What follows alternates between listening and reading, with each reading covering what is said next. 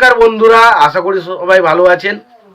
তো বন্ধুরা, এখন আমি পুষ্পা 2 এই ছবিটার ডে 13 অর্থাৎ 13 নম্বর দিনের কেমন কি কালেকশন হয়েছে সেই বিষয়ে আলোচনা করব।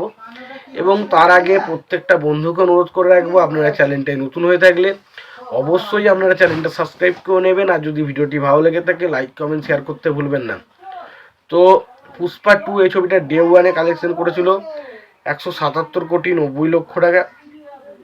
ডে 2-তে কালেকশন করেছিল 96,80,00,000 টাকা। ডে 3-তে কালেকশন করেছিল 120,80,00,000 টাকা। ডে 3-তে কালেকশন করেছিল 141,80,00,000 টাকা। ডে 4-এ কালেকশন করেছিল 65.50 crore।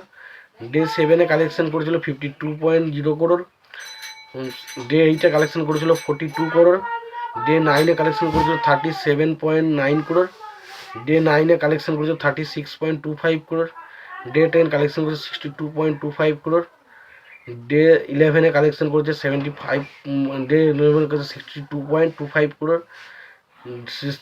ডে 11-এ কালেকশন করেছে 75.500 crore।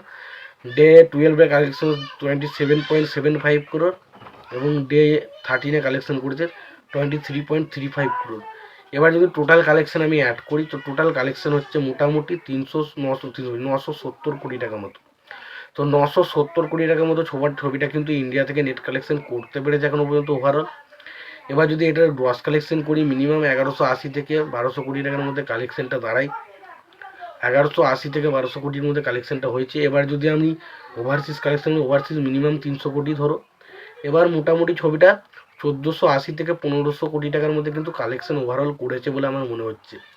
তো ছবিটা 1500 কোটি কালেকশন কিন্তু ওভারঅল 13 দিনের শেষে করে ফেলেছে। এবার দেখা যাক ছবিটা লং টার্ম বা লং রানে, এখনও তো হিন্দিতে ভালো একটা কালেকশন আসছে, তবে বিষয় হচ্ছে লং রানে ছবিটা কতদিন চলে এবং ছবিটা লাইফ টাইম কালেকশন বাহুবলী 2 বা দাঙ্গালের মতো ছবিকে বিট করতে পারে কি না, সেটাই তো দেখার মতো বিষয় হবে। তোমাদের এই বিষয়টা নিয়ে কি মতামত জানিও। এবার যদি আমি স্টেট বাই স্টেট কালেকশন নিয়ে কথা বলি, তো হিন্দি স্টেট থেকে ছবিটা আজকে কালেকশন করেছে 18,50,00,000 টাকা। ফলে ছবিটার টোটাল কালেকশন হচ্ছে 620 কোটি টাকার মতো। এবং মনে হয় খুব শীঘ্রই এই ছবিটা স্ত্রী 2 এর রেকর্ডকে ব্রেক করে দিয়ে একটা নতুন মাইলস্টোন কিন্তু হিন্দিতে সেট করতে চলেছে।